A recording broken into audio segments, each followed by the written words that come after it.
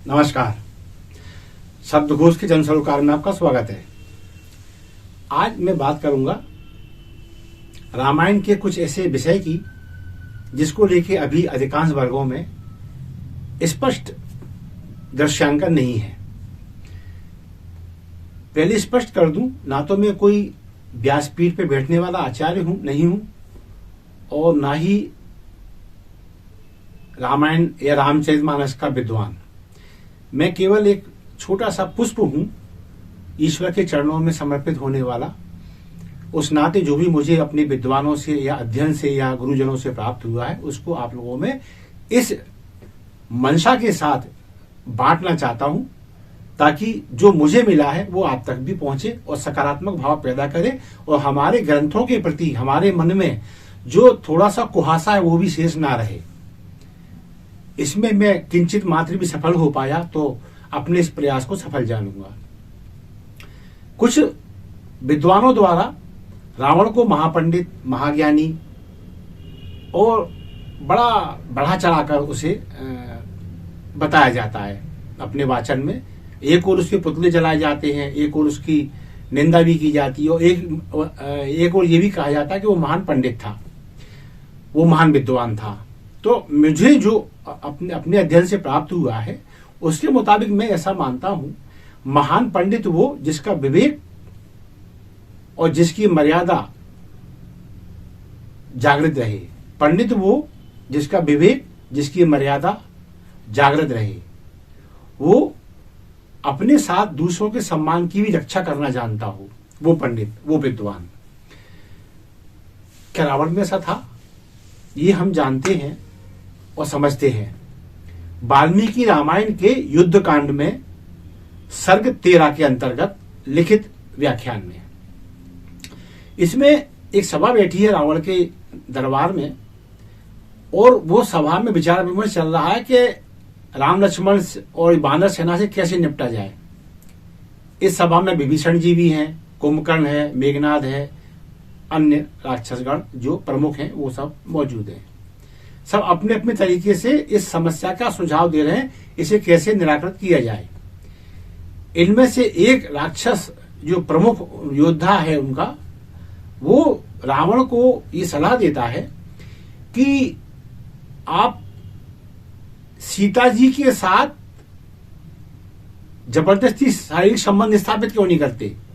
ये बहुत स्पष्ट लिखा है उसमें कि आप सीता के साथ, सीता जी भी नहीं कहता, सीता कहता है, आप सीता के साथ जबरदस्ती शारीरिक संबंध स्थापित करें।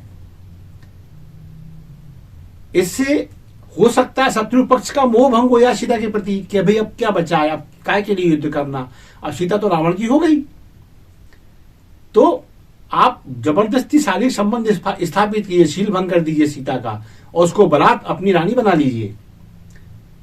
तो एक तो आपकी रानी बन जाएगी जबरदस्ती सही, दूसरा शत्रु का मोह भंग हो सकता है क्योंकि सीता अब तो लांछित हो गई, उसका शील भंग हो गया।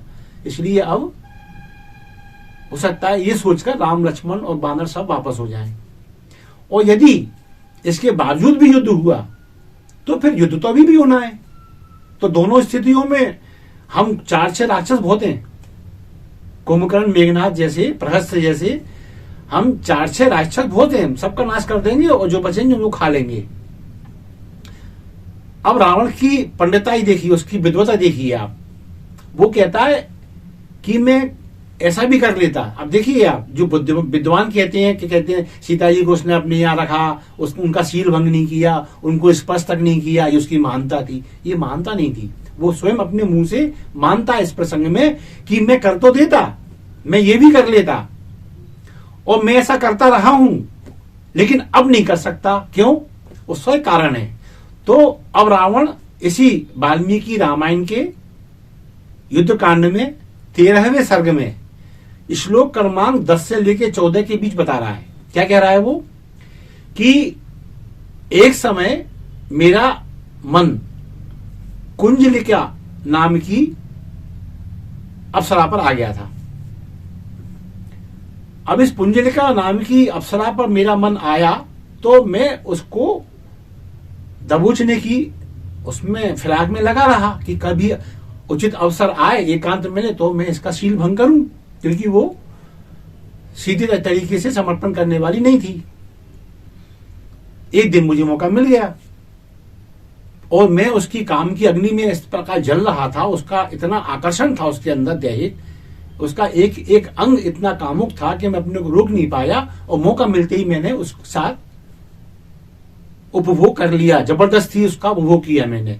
ये दरअसल जो प्रचलन में ये आजकल शब्द है ना बलात्कार, ये उसका एक कहना चाहिए बड़ा संभ्रांत शब्द है, ये बड़ा उच्च कोटि का शब्द है उपभोग। तो मैंने उसका जबरन उपभोग कर लिया।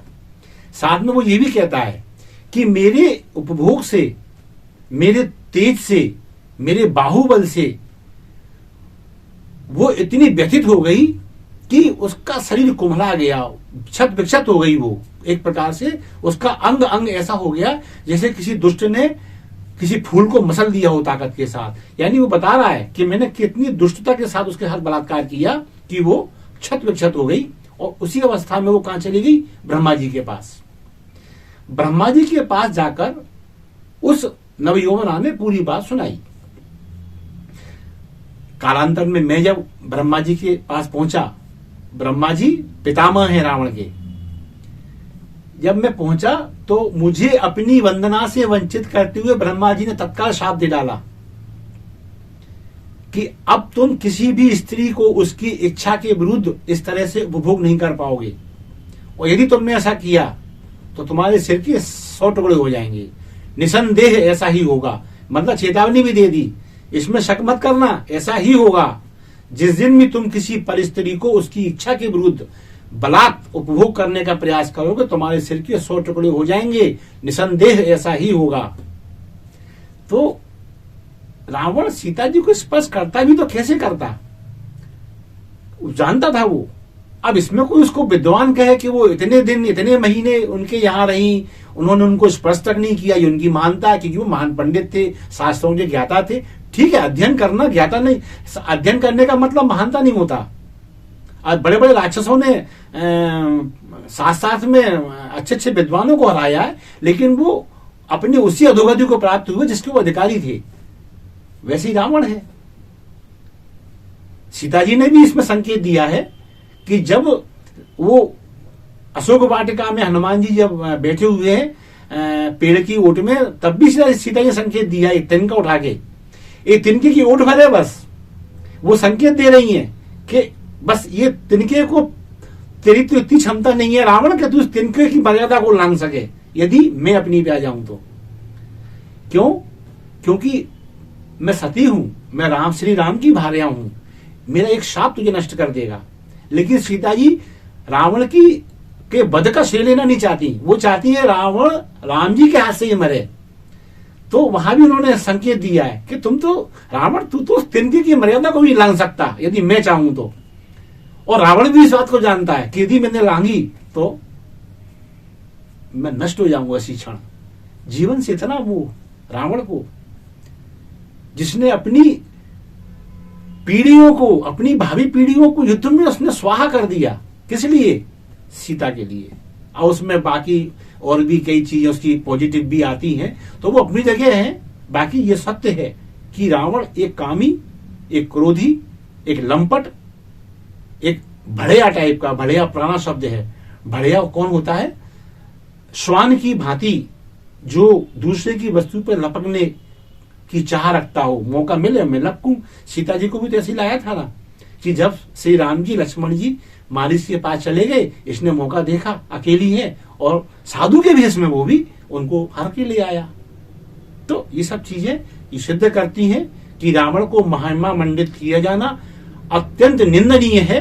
किसी भी विद्वान को इस प्रसंग को पढ़ने के बाद कम से कम ऐसा नहीं करना चाहिए। जब मुझ जैसा एक अज्ञानी व्यक्ति, मैं अपने आप को बिल्कुल अज्ञानी ही मानता हूं अभी, क्योंकि मैं एक छात्र ही हूं अभी रामायण का, श्री रामचरितमानस का। यदि मैं इतना समझ सकता हूं अपनी गुरुओं की कृपा से, तो फिर विद्वानों की कहनी क्या। वे चाहें तो सहज भाव में जो मैंने बताया है, श्री वाल्मीकि रामायण उसका युद्ध कांड है। हाँ, युद्ध कांड भी है, एक रामचरितमानस में ये कांड नहीं होता है। और उस युद्ध कांड का 13वां सर्ग श्लोक क्रमांक 10 से 14 के भी ये वृत्तांत विस्तार से लिखा गया है।